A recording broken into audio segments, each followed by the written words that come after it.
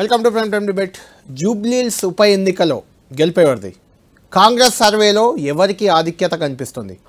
ఫిరాయింపు ఎమ్మెల్యేల నియోజకవర్గంలో కాంగ్రెస్ పరిస్థితి ఏంటి? అసలు రేవంత్ రెడ్డి పాలనపై మంత్రివర్గంలో మంత్రుల పనితీరుపై ప్రజలు ఏమనుకుంటున్నారు?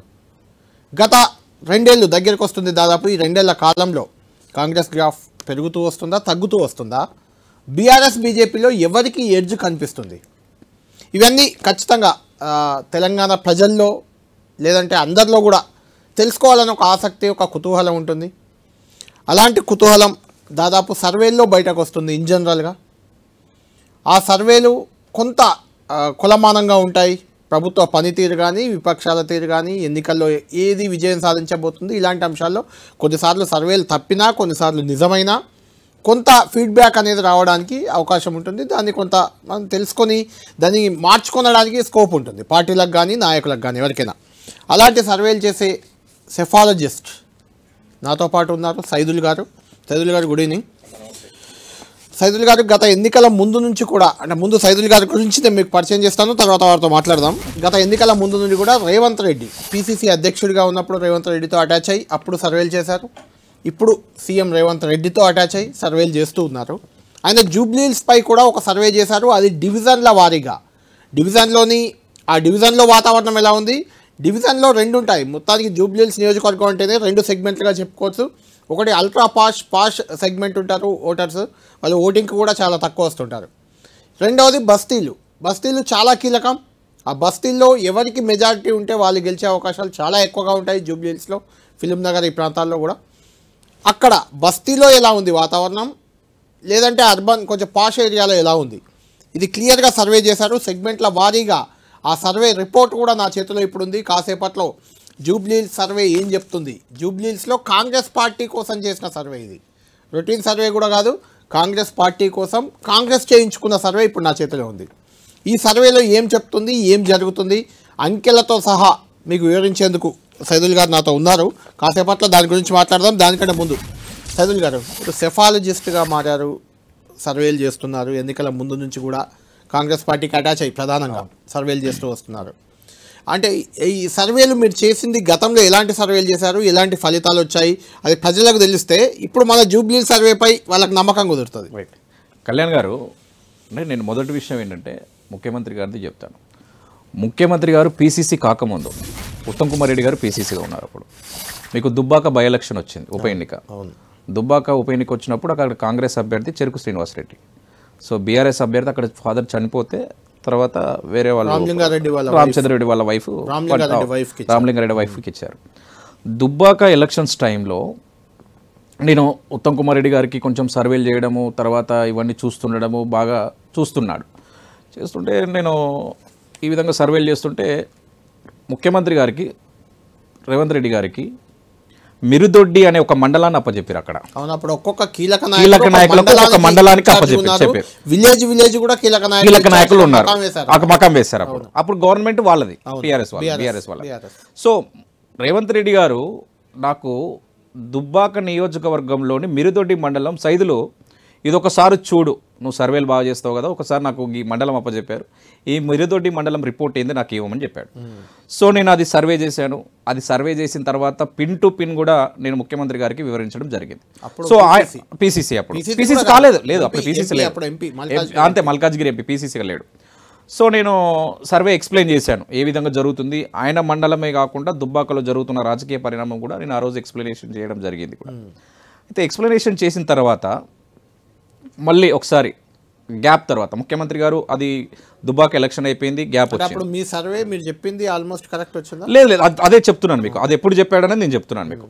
దాని తర్వాత మళ్ళీ ఉప ఎన్నిక ఎక్కడి నుంచి వచ్చిందంటే లింగోజిగూడ ఉప ఎన్నిక, నాగార్జున సాగర్ బై ఎలక్షన్ జరిగింది. లింగోజిగూడనేమో కార్పొరేటర్ది జరిగింది. ఆ తర్వాత ఇంకొకటి నాగార్జున సాగర్ది ఒకటి బై ఎలక్షన్ జరిగింది, జానారెడ్డి గారిది. ఆయన కూడా చనిపోయింది, టీఆర్ఎస్ అయినా నరసింహులు చనిపోయాడు. తర్వాత అది కూడా ఒక బై ఎలక్షన్ వచ్చింది. అప్పుడు కూడా నాకు ఏం చేశాడంటే ముఖ్యమంత్రి గారు ఏం చేశారంటే, సైదులు నువ్వు చాలా బాగా చేస్తున్నావు, మిరుదొడ్డి మండలంలో నేను ఏదైతే అనుకున్నానో రిపోర్టు దానికి నువ్వు నాకు అక్యురేట్గా రిపోర్ట్ ఇచ్చావు సైదులు అని హ్యాపీగా ఫీల్ అయ్యాడు అన్నట్టు. సో హ్యాపీగా ఫీల్ అయిన తర్వాత నాకు అప్పుడు 3వ ప్లేస్కి వెళ్ళిపోతుందని చెప్పేశాను. నేను 3వ ప్లేస్కి వెళ్ళిపోతుంది, మనం గెలిచే ఛాన్సెస్ లేదు అని కూడా నేను చెప్పేశాను. మనం ఎక్కువ రిస్క్ తీసుకోకూడదు అని కూడా నేను చెప్పేశాను. దాని తర్వాత ఏమైపోయిందంటే మళ్ళీ ఇమీడియట్గా నాకు లింగోజ్ కూడా ప్రత్యేకంగా ముఖ్యమంత్రి గారు, సైదులు నీకు ఇది టెస్ట్, నేను ఆల్రెడీ ఒక టెస్ట్ చేశాను, నువ్వు పాస్ అయ్యావు, మళ్ళీ కూడా నీకు ఇది ఒక టెస్ట్, నువ్వు కనుక లింగోజ్ కూడా ఎలక్షన్ నాకు కరెక్ట్ రిపోర్ట్ ఇచ్చి గెలిపించుకుంటే నువ్వు నా మనిషివి, నా సర్వే రిపోర్ట్ నువ్వు చేయాలి.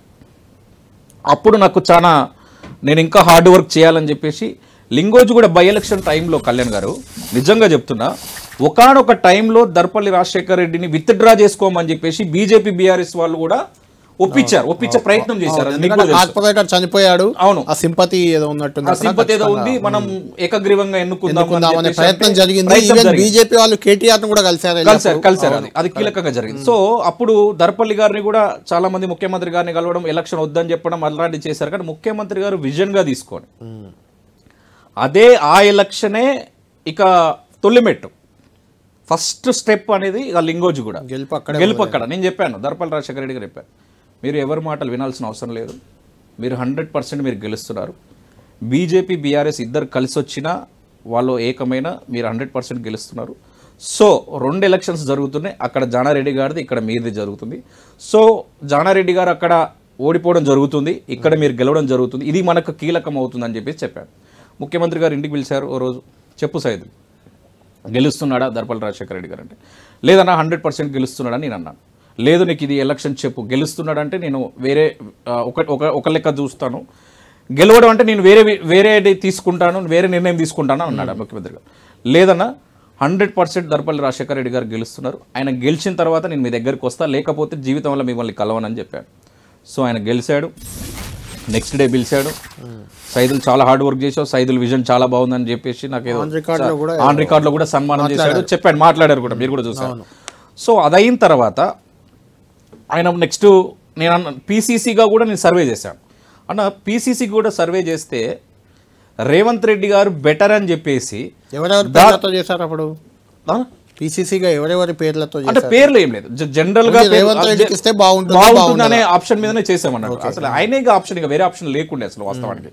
ఉత్తమ్ కుమార్ రెడ్డి గారు పీసీసీగా చాలా అద్భుతంగా చేసిన తర్వాత ఆయన టైం అయిపోయిన తర్వాత నెక్స్ట్ ఎవరనేది కాంగ్రెస్ లో చూస్తే ఆయన ఇవ్వద్దు అనే కదా అప్పుడు అంతా నడిచింది, అట్లా నడిచింది. కానీ పార్టీలో కానీ అక్కడ ఆ టైంలో ఆయన తప్పితే వేరే వాళ్ళు కూడా మాకు ఎవరు కనపడలేదు మా సర్వేలో కూడా. అంటే దాదాపు మేము కార్యకర్తల అభిప్రాయాలు తీసుకున్నా, ప్రజల అభిప్రాయాలు తీసుకున్నా, ఖచ్చితంగా పీసీసీ అధ్యక్షుడు రేవంత్ రెడ్డి గారు అయితేనే ఈ కాంగ్రెస్ పార్టీని ముందుకు తీసుకెళ్లగలుగుతాడని చెప్పేసి క్లియర్గా రిపోర్టు, నాకు సర్వే రిపోర్టు దాదాపు ఒక 2-3 లక్షల మంది శాంపిల్స్ తీసుకుంటే 99% కూడా ముఖ్యమంత్రి రేవంత్ రెడ్డి గారి పేరు పీసీసీగా ఆయన ఉంటే చాలా బాగుంటుందని చెప్పారు. నేను అదే దాన్ని రిపోర్ట్ కూడా నేను బేస్ చేసుకొని కొద్దిగా ఏఐసీసీలో తెలిసిన వాళ్ళకి ఇవ్వడం జరిగింది. ఆ తర్వాత ఆయన పీసీసీ అయ్యారు. అంటే పీసీసీ అవ్వడంలో కూడా సైదుల పాత్ర నేను చేశాను, నేను నా పాత్ర నేను చేశాను, సర్వే చేసి చెప్పాను. దాని తర్వాత ముఖ్యమంత్రి గారు డైరెక్ట్గా నేనే, ఆయన కూడా హ్యాపీగా ఫీల్ అయ్యాడు. జనవరి 26 కరెక్ట్, చాలా పీక్ టైం. జనవరి 26 అంటే అది ఇక మనకు చాలా మీకు తెలిసి ఇంపార్టెంట్, ఫ్లాగ్ కాస్టింగ్ ఉంటుంది కాబట్టి చాలా ఇంపార్టెంట్. నేను అన్నాను, అన్న మరి నేను మీకోసం చాలా కష్టపడ్డాను, ఇక నేను చేయాల్సింది ఏంటంటే అఫీషియల్గా ఒక సర్వే లాంచ్ చేయాలనుకుంటున్నాను, నేను ఛానల్ సర్వే లాంచ్ చేయాలనుకుంటున్నా. అంటే ఆయన మాక్సిమం ఎక్కడికి రాడు, మీకు తెలుసు, ఛానల్ అన్నా కానీ సర్వే లాంచింగ్ అన్నా కానీ ఆయన ప్రత్యేకంగా, ఆయన ప్రత్యేకంగా, ఆయననే కాదు ముఖ్యమంత్రి గారే కాకుండా ఉత్తమ్ కుమార్ రెడ్డి గారు కానీ చాలా మంది ఇప్పుడు నా ఆఫీస్ లాంచింగ్ కు, నా సర్వే లాంచింగ్ వచ్చిన వాళ్ళు మంత్రులు అయ్యారు, ముఖ్యమంత్రి అయ్యారు, ఎంపీలు అయ్యారు, ఎమ్మెల్యేలు అయ్యారు. నేను అంత ఓన్లీ కాంగ్రెస్ టీమ్ నే పిలిచిన, అంతే కాంగ్రెస్ సర్వే అంతే కాంగ్రెస్ సర్వే చేశాను కాబట్టి కాంగ్రెస్ టీమ్ ని స్టేజ్ మీద పిలిచాను. సో ఆ తర్వాత ముఖ్యమంత్రి గారు లాంచ్ చేశారు, ఆయన కూడా చాలా అద్భుతంగా మాట్లాడి సైదులు. అసెంబ్లీ ఎన్నికల ముందు మీ సర్వే ఏమొచ్చింది? మొన్న అసెంబ్లీ ఎన్నికలు, మొన్న అసెంబ్లీకి ముందే జరిగింది. ఇప్పుడు జరిగిందంతా కూడా మొన్న అసెంబ్లీకి ముందే. దాని తర్వాత సర్వే ఏమొచ్చింది? దాని తర్వాత సర్వే లాంచ్ చేసిన తర్వాత, నా సర్వే లాంచ్ చేసిన అసెంబ్లీ ఎన్నికలు చేశారు. అసెంబ్లీ ఎన్నికలు చేసాం. అసెంబ్లీ ఎన్నికలు చేసినప్పుడు నేను ముఖ్యమంత్రి గారు ఎక్కడ ఏం జరుగుతుంది ప్రతిదీ కూడా రిపోర్ట్ ఇవ్వాలి, సైదులు మనం గెలవాలి, గవర్నమెంట్ రావాలి. మేము ఒక్కొక్కసారి ఢిల్లీలో కూడా, ఒకసారి ఢిల్లీ వెళ్ళినప్పుడు కూడా సార్ పిలిచేవారు, ఢిల్లీకి పిలిచేవారు. ఆయన అప్పుడు ఎంపీగా ఉన్నారు, పీసీసీగా ఉన్నారు, ఢిల్లీకి పిలిచేవారు. ఇంటి దగ్గర అక్కడ కూర్చోబెట్టుకొని ఢిల్లీలో ఏం జరుగుతుంది, ఆయనకు ఒక విజన్ ఉంది, నేను ముఖ్యమంత్రి కావాలి అనే ఒక విజన్ ఉంది, నేను పెట్టుకున్నాడు. నాకు ఒక రోజు చెప్పాడు, మేము ఇట్లనే కూర్చొని సైదులు కూర్చో తిందామంటే తినుకుంటూ మాట్లాడుకుంటున్నాం. 2 days అక్కడే ఉన్నాను, స్టే చేశాను. స్టే చేసినప్పుడు కూడా ముఖ్యమంత్రి గారు ఒక మాట ఏమన్నారంటే, కానీ ఆయన విజన్కి నేను అన్నాను, అన్న ఇంత రాజకీయం ఉంటుంది కదా, ఎట్లా తట్టుకోగలరు మీరు, ఇంత తట్టుకుంటున్నారంటే గ్రేట్ అంటే ఆయన ఒక డైలాగ్ అన్నాడు అన్న, కళ్యాణ్ అన్న ఏమన్నాడంటే, సైదులు నాకున్న టెన్షన్స్కి, నేను పడుతున్న ప్రాబ్లమ్స్కి నేను ఫ్యాన్ ఉంది కదా ఆ ఫ్యాన్కి ఉరేసుకోవాలి, కానీ నేను తట్టుకొని నిలబడి నేను ముఖ్యమంత్రి కావాలనే టార్గెట్ పెట్టుకున్నా, ప్రజలను ఈ బీఆర్ఎస్ని పంపించేసి ఇంటికి పంపించేసి కాంగ్రెస్ ప్రభుత్వం అధికారంలోకి రావాలి, నేను ముఖ్యమంత్రి కావాలని చెప్పేసి బిఫోర్ నాకు ఒక 1 year ముందే చెప్పాడు బిఫోర్ ఈ డైలాగు. నాకు అప్పటి నుంచి ఇంకా నేను అయితే ఆయన ఆ డైలాగ్ అన్నాక ఇంకా నేను హార్డ్ వర్క్ ఎక్కువ చేయాలని చెప్పి స్టార్ట్ చేయడం జరిగింది. ఓకే, మీరు అన్నారు అసెంబ్లీ ఎలక్షన్స్కి 6 months ముందు చాలా హార్డ్ వర్క్ చేస్తున్నాం, జరుగుతుంది, అంతా అయిపోతుంది. సో ఇక్కడ ఏంటంటే 100% బీఆర్ఎస్ అధికారంలోకి రావాలి నా సర్వేలలో. లాస్ట్ 6 months బిఫోర్ అంటే లాస్ట్ 3-4 months కూడా బీఆర్ఎస్కే ఉంది. లాస్ట్ 1-2 months లాస్ట్ 1-2 months లోనే అంటే కేసీఆర్ గారు తీసుకునే నిర్ణయాలు ఏదైతే తప్పుడు టికెట్స్ ఉన్నాయో ఒక 15-20 సీట్లు మేము అనుకున్నట్టు మార్చి ఉంటే 100% వాళ్ళకే ఆ 62-64 సీట్స్ వచ్చాయి. సో ఆయన విజన్ తీసుకోవడం వల్ల సిట్టింగ్లకి అందరికి సీట్లు ఇవ్వడం వల్ల మాకు కలిసి రావడం, ముఖ్యమంత్రి గారు కూడా ప్రతి నియోజకవర్గంలో తిరిగి ఒక నియోజకవర్గంలో 4 లీడర్లు ఉంటే అన్న, 4 ఆస్పిరెంట్స్ ఉంటే 4 కూడా సమన్వయం చేసేది, ఎవరిని కూడా బాధ పెట్టలేదు, ఇబ్బంది పెట్టలేదు. 4 కూడా నీకు ఇది చేస్తాను, నీకు ఇది చేస్తాను, నీకు ఇది చేస్తాను, నీకు ఇది చేస్తాను అని 4 సమన్వయం కోఆర్డినేట్ చేసుకుంటూ వాళ్ళతో ఖర్చు పెట్టించి నియోజకవర్గానికి కొంచెం డెవలప్మెంట్ చేసి కార్యకర్తలలో ధైర్యాన్ని నింపి. మీరు ముందు అంటే 3 నెలల ముందు 4 నెలల ముందు మీరు చెప్పినట్టు కేసీఆర్ గారు గెలిచే వాతావరణం కదా, వాతావరణం ఆ రిపోర్ట్ మీరు రేవంత్ రెడ్డికి ఇచ్చాను. నేను ఇస్తే ఏమన్నారు అప్పుడు? ఆయనకు ఒకటే విజన్ చెప్పాను కదా, లేదు ఇది మారుతుంది, మన ముఖ్యమంత్రి అవుతున్నాం, మార్చడానికి ఏమన్నా స్ట్రాటజీస్ ప్లాన్ చేశారు? చేశాం మేము. అంతే, ఇంకా బలంగా వెళ్ళాలి నియోజకవర్గాల్లోకి ఇంకా బలంగా వెళ్ళాలి. కేసీఆర్ చేసినటువంటి అవినీతిని బలంగా తీసుకెళ్ళాలి. మెయిన్గా ఏంటంటే ప్రజలు, తెలంగాణ ప్రజలు, మీకు తెలిసిన విషయం ఏంటంటే ఎప్పుడైనా అటు ఆంధ్ర కానీ ఇటు తెలంగాణ కానీ 10 సంవత్సరాల కంటే ఎక్కువ ఏ నాయకుడిని కూడా మన తెలంగాణ ప్రజలు, తెలుగు ప్రజలు భరించలేరు. మీరు బాగా గమనించండి. అయినా కేసీఆర్ ఛాన్స్ ఉండేది. సో విసిగిపోయారు. విసిగిపోయినప్పుడు రేవంత్ రెడ్డి గారు ఒక మాటలు కానీ, ఆయన చాతుర్యం కానీ, తర్వాత ఆయన ఏవైతే పథకాలు మేము ఇస్తామని చెప్పి కేసీఆర్ని 1-to-1 ఢీ కొట్టే మొగాడు ఖచ్చితంగా ఉంది అని చెప్పేసి రెడ్డిస్ కూడా అంటే చివర్లో ఎన్నికల ముందు ఫిక్స్ అయిపోయారు. ఎన్నికల ముందు మీ సర్వే కానీ రేవంత్ రెడ్డి గారు కానీ ఎవరు కానీ అయిపోయారు. ఆ తర్వాత సైదుల్ గారు సరే ఎన్నికల ముందు మీరు జరిగింది కాన్ఫిడెన్స్ ఇచ్చారు రేవంత్ రెడ్డి గారికి, ఆయనతో అటాచ్ అయ్యారు.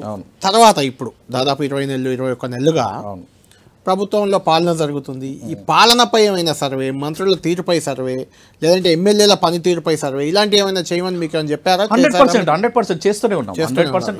అందులో ఆయన 100% అంటే ఎన్నికల ముందున్న రేవంత్ రెడ్డి ఇమేజ్ కి ఇప్పటికి ఎలా ఉంది? అప్పటి ప్రభుత్వ కాంగ్రెస్ పార్టీపై హోప్ అప్పుడు, ఇప్పుడు వాళ్ళ పనితీరుపై ప్రభావం, జనం రియాక్షన్ ఎలా ఉంది? అయితే ఇప్పుడు అదే నేను ఏం చెప్తున్నానంటన్నా, ఓటేసే పబ్లిక్ ఓటర్ ఉన్నప్పటికీ ఓటును ఏపించేటటువంటి కార్యకర్త మనకు ఉండాలి. సో గత ప్రభుత్వంలో, గత కాలంలో 10 సంవత్సరాలు విసిగిపోయి నష్టపోయి భరించలేనటువంటి బాధలో 10 సంవత్సరాలు కూడా కార్యకర్తలు ఎంతైతే బాధపడ్డారో అన్న, ఆ 10 సంవత్సరాల కార్యకర్తలు కూడా 10 సంవత్సరాల కార్యకర్తలు ఎంతైతే కష్టపడ్డారో వాళ్ళంతా కూడా ఈసారి మీకు గవర్నమెంట్ రావాలి మాది, సో ఖచ్చితంగా గవర్నమెంట్ రావాలని చెప్తే కూడా వాళ్ళు ఎంతగానో హార్డ్ వర్క్ చేసి కష్టపడి ఏమాత్రం ₹1 కూడా కార్యకర్త తినకుండా ఇచ్చింది ఖర్చు పెట్టి గ్రౌండ్లో ప్రతి ఒక్క ఓటర్ని కలిసి గవర్నమెంట్ని తీసుకొచ్చిన బాధ్యత కార్యకర్తలది. సో ఇప్పుడు అదే కార్యకర్తలకు భరోసా లేకుండా పోతుంది. అదే కార్యకర్తలకు భరోసా లేకుండా పోవడం వల్ల ఏమైపోతుందంటే కొద్దిగా గ్రాఫ్ పడిపోతుంది. పబ్లిక్లో బాగానే ఉంది. సో మనకు పబ్లిక్లో బాగున్నప్పటికీ ఆ పబ్లిక్కి మనం చేసేటటువంటి పనులు ఎవరు చెప్పాలి? క్యాడర్ చెప్పాలి, లీడర్ చెప్పాలి. ఆ చెప్పేవాడు లేకనే ఈ విధంగా ఇబ్బంది కలుగుతుంది. అంటే మంత్రుల పనితీరు, ముఖ్యమంత్రి పనితీరు, ఎమ్మెల్యేల పనితీరు అంటే మీరు చెప్పారు కదా గతంలో ఒక 10-15 మందిని కేసీఆర్ మార్చుంటే మళ్ళీ ఆయన అధికారం అంటే ఎమ్మెల్యేల పనితీరు బాగాలేదు అప్పుడు అనే కదా మీనింగ్. ఇప్పుడు ఎలా ఉందంటారు? ఇప్పుడు నేను అదే చెప్తాను. ఇప్పుడున్న సమాచారం వరకు మంత్రులు కానీ ముఖ్యమంత్రి గారి పనితీరు మాత్రం చాలా అద్భుతంగా ఉంది. మంత్రులు ఎక్కడైతే కొంచెం నేను అదే చెప్తున్నాను, మంత్రులు దాదాపు కూడా ఎవరి నియోజకవర్గాలు వాళ్ళు డెవలప్మెంట్ చేసుకుంటున్నారు, అవుతుంది, జరుగుతుంది, ప్రభుత్వం మంచిగానే సాగుతుంది, అవుతుంది. సో ఇక్కడ ఏమైపోతుందంటే టోటల్గా కార్యకర్తలు డిసప్పాయింట్లో ఉన్నారు.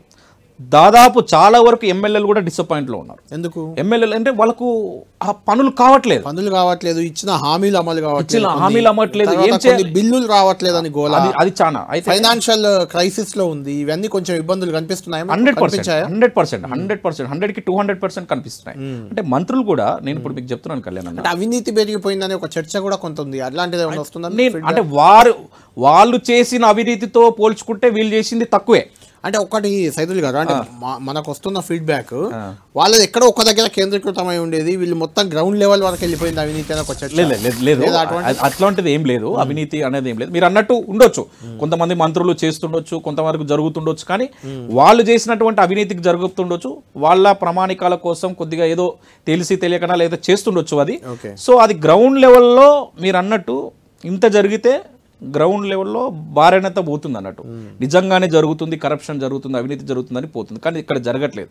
కానీ అది ప్రజలకు ఇక్కడ పేపర్లలో సోషల్ మీడియాలో కూడా పెద్ద ఎత్తున వస్తుంది. ఒక ఐఏఎస్ అధికారి 50 కోట్లు బ్లాక్ మనీ ఉంది, వైట్ మనీ చేస్తా, 1 కోటి రూపాయలు ఇస్తా అని ఆఫర్ చేసినట్టు. అవును. అయితే ఇట్లాంటివి ఇప్పుడు మాకు ముఖ్యమంత్రి గారు ఇంకోటి కూడా చెప్పారు, ఏ మంత్రులు ఏ విధంగా పనితీరు చేస్తున్నారు, అధికారులు కూడా ఏవైనా పనితీరు చేస్తున్నారా, ఆయనకున్న విజన్ కూడా నిజంగా ఆయన ఎంత విజన్ ఉందంటే ఆయనకు అధికారులు కూడా ఏ విధంగా పనిచేస్తున్నారో ఒకసారి మీరు క్రాస్ చెక్ చేసుకోండి, మంత్రులు కూడా ఏ విధంగా పనిచేస్తున్నారో మీరు ఒకసారి క్రాస్ చేసుకోండి. ఇప్పుడు కూడా నేను చెప్తున్నాను, మీ స్టూడియో లైవ్గా నేను చెప్తున్నాను, నేను ప్రతి మంత్రి దగ్గరికి వెళ్తాను, ప్రతి ఎమ్మెల్యే దగ్గరికి వెళ్తాను. ఎందుకు వెళ్తానంటే వాళ్ళు మాట్లాడే దాన్ని బట్టి వాళ్ళ క్రాస్ చెకింగ్, నిజంగా వీళ్ళు అవినీతి చేస్తున్నారా, ప్రజలకు మంచి చేస్తున్నారా, వీళ్ళకి ఎన్ని మార్కులు వేయొచ్చు, వీళ్ళ పనితీరు ఎలాగుందని చెప్పేసి ప్రతి రిపోర్ట్ నేను తీసుకొని ఎవరికైతే ఇయ్యాలో వాళ్ళకి ఇస్తున్నాను. స్టిల్ నౌ ఈ రోజు వరకు కూడా మంత్రులు మేము చేస్తుంది, ఎమ్మెల్యేలు కూడా మేము చేస్తుంది, ఎవరికి తెలుస్తుందిలే, ఎవరు చూస్తారులే, ఏదో జరుగుతుందిలే, ప్రభుత్వమే కదా, ఎవరు మమ్మల్ని పట్టించుకుంటారు అనుకుంటున్నారు. కానీ ప్రతి రిపోర్టు కూడా నేను ముఖ్యమంత్రి గారికే కాదు, ఏఐసిసిలో కూడా ఒక కీలక నేతకు నేను మెయిల్ ద్వారా ప్రతి నెల నేను సమాచారాన్ని ఎక్కడ ఎవరు ఏం జరుగుతుంది, ప్రజలను ఎవరు పట్టించుకోవట్లేదు, కార్యకర్తలను ఎవరు పట్టించుకోవట్లేదు, ఏ మంత్రికి అహంకారం పెరిగింది, ఏ మంత్రికి మంత్రి పదవి వచ్చిన తర్వాత కళ్ళు నెత్తికెక్కినాయి.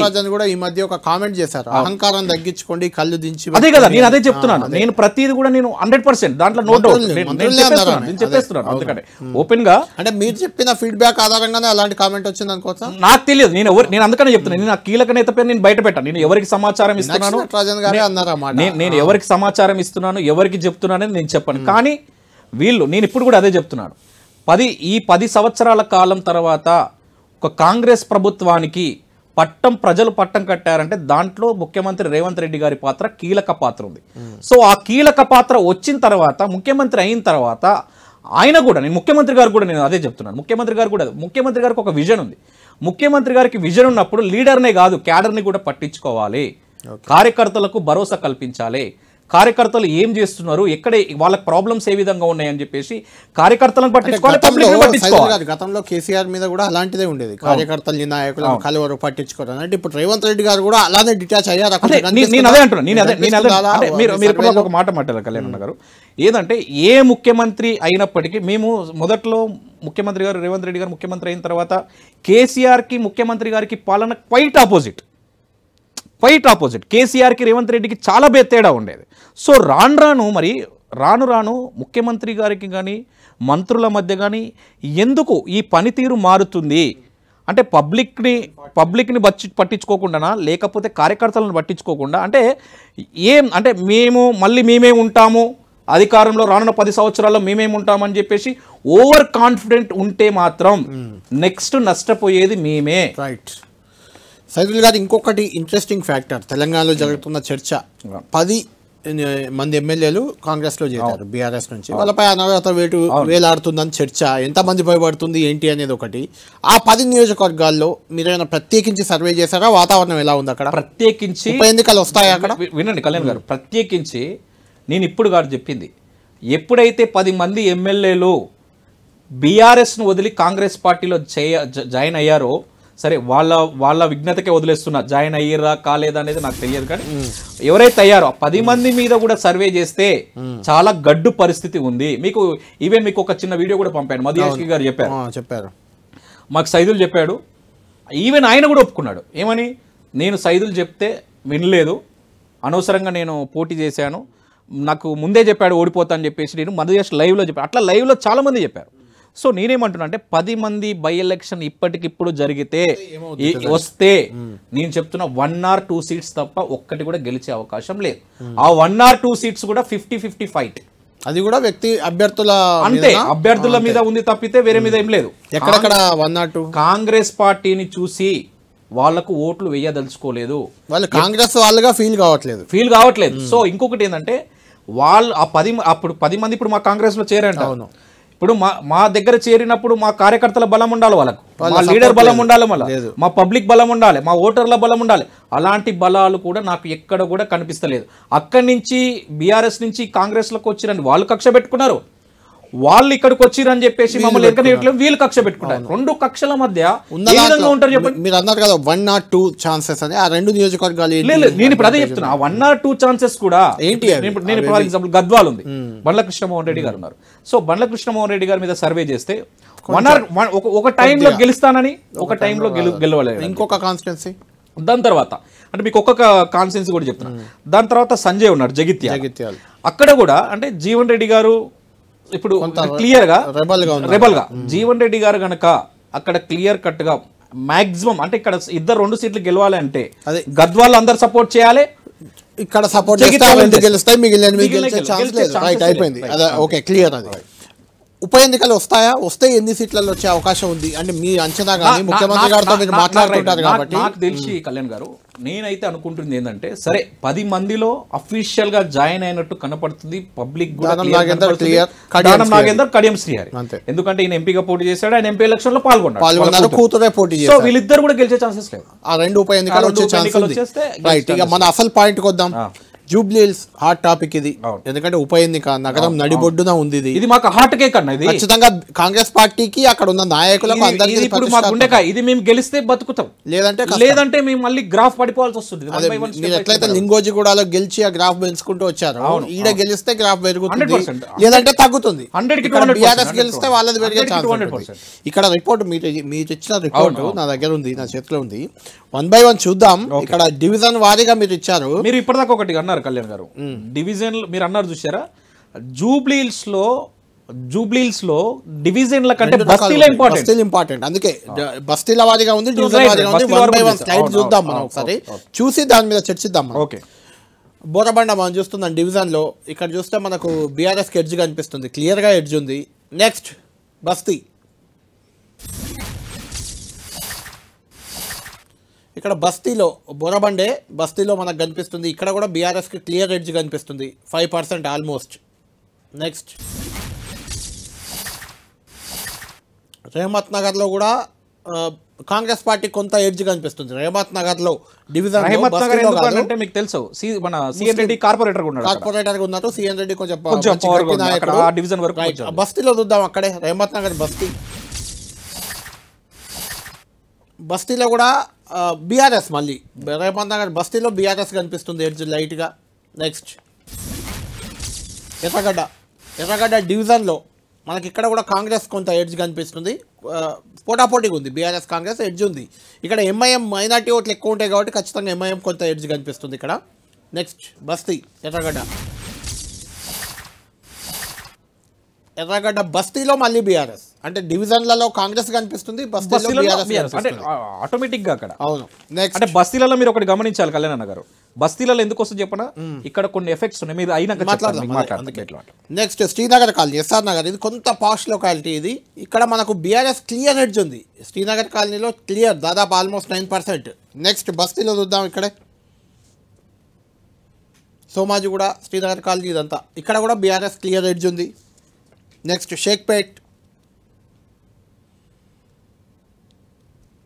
షేక్పేట్లో కూడా క్లియర్ ఎడ్జ్ 7%, ఆల్మోస్ట్ 7% బీఆర్ఎస్ ఎడ్జ్లో ఉంది.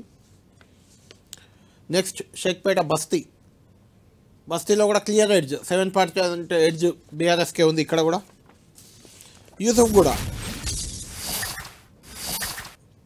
యూసుఫ్గూడ కూడా క్లియర్ ఎడ్జ్ ఉంది, బీఆర్ఎస్కి 3%, ఆల్మోస్ట్ 3% ఎడ్జ్ ఉంది. నెక్స్ట్ బీజేపీ థర్డ్ ప్లేస్లోనే ఉంది, కంటిన్యూగా థర్డ్ ప్లేస్లో కంటిన్యూ అవుతుంది. ఎంఐఎం ఉన్నప్పటికీ అది పోటీ చేసే అవకాశం ఇక్కడ లేదు కాబట్టి దాన్ని నేను చెప్పట్లేదు. ఇక్కడ ఇంకా క్లియర్ ఎడ్జ్ ఉంది. యూసుఫ్గూడ బస్తీలో కూడా బీఆర్ఎస్కి ఎడ్జ్ ఉంది.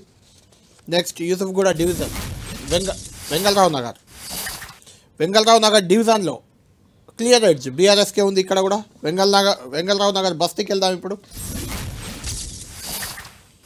వెంగళరావు నగర్ బస్తీ ఇక్కడ కూడా క్లియర్గా బీఆర్ఎస్కి ఎడ్జ్ ఉంది. ఓవరాల్గా సైదుల్ గారు ఈ మధ్య చేసిన సర్వేలో బీఆర్ఎస్ పార్టీకి క్లియర్ ఎడ్జ్ కనిపిస్తుంది. కాంగ్రెస్ పార్టీ 29.5 ఓవరాల్ అన్ని చూస్తే, బీఆర్ఎస్కి 32.6%, బీజేపీకి 13.8%, ఎంఐఎంకి 23.8% కనిపిస్తుంది. ఇది ఓవరాల్. ఆ పైన ఉన్న శాంపిల్స్, ర్యాండమ్ శాంపిల్స్ అవి. అందులో అన్ని వర్గాలు, మహిళలు, పురుషులు, అన్ని వర్గాల వాళ్ళు అందులో ఉన్నారు. ఈ సర్వేలో మాత్రం బీఆర్ఎస్ పార్టీకి క్లియర్ ఎడ్జ్ కనిపిస్తుంది. అయితే ఇక్కడ ఒక ఫ్యాక్టర్ కనిపిస్తుంది మనకు, ఎందుకంటే ఎంఐఎంను విడదీసి ఇక్కడ సర్వే చేశారు. ఎంఐఎం అనేది పోటీ చేస్తే 23.8 ఓట్లు మైనార్టీ, ప్రధానంగా మైనార్టీ సెగ్మెంట్లో వాళ్ళకు పడతాయి.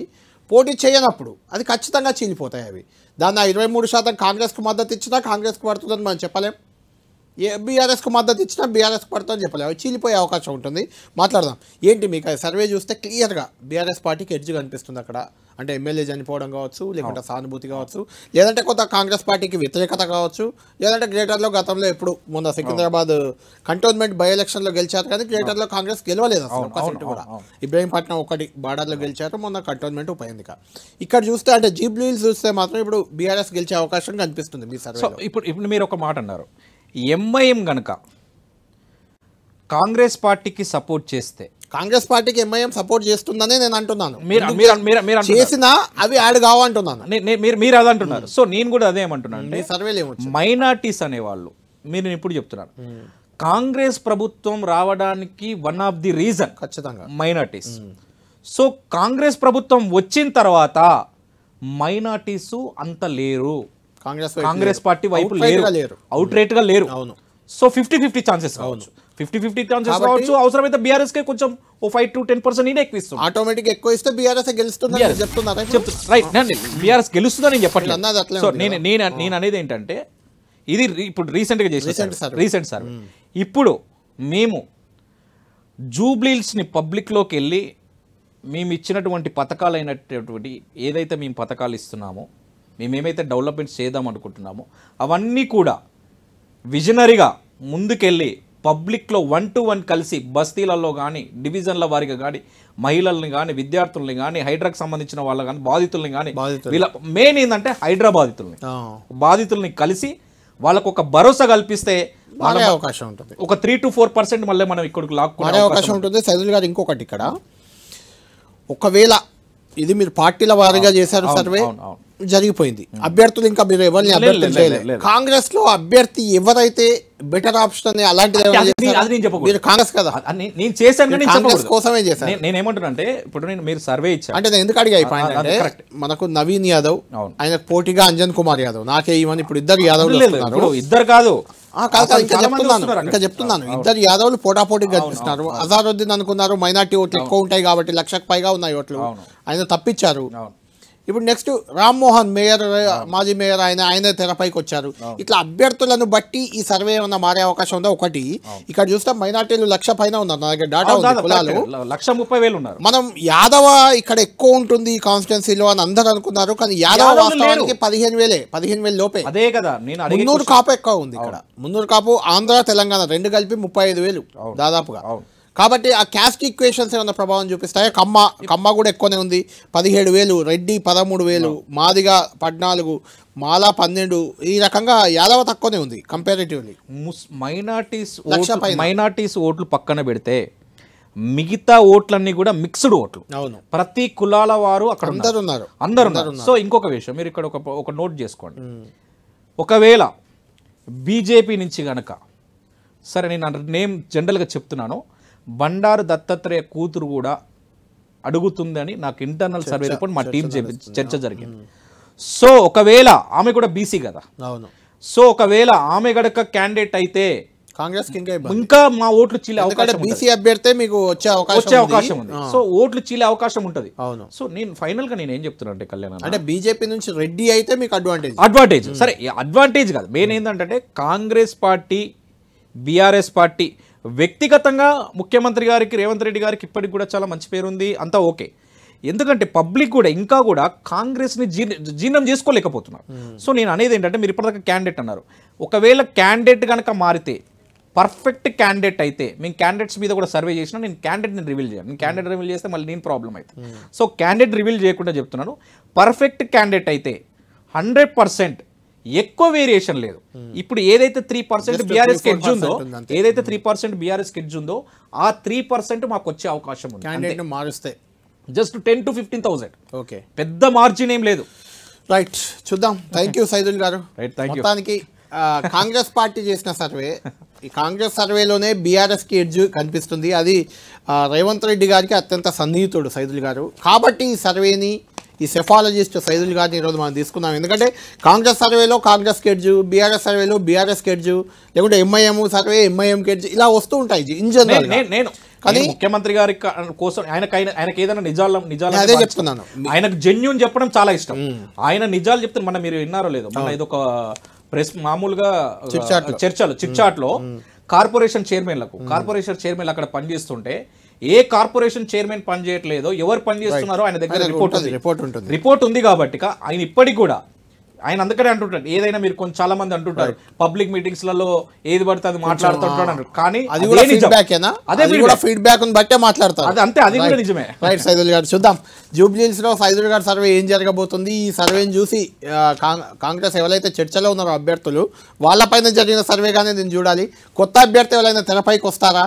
వాస్తవానికి యాదవుల కంటే కూడా ఇక్కడ వేరే సామాజిక వర్గాల వారే ఎక్కువ కనిపిస్తున్నారు బీసీల్లో కూడా.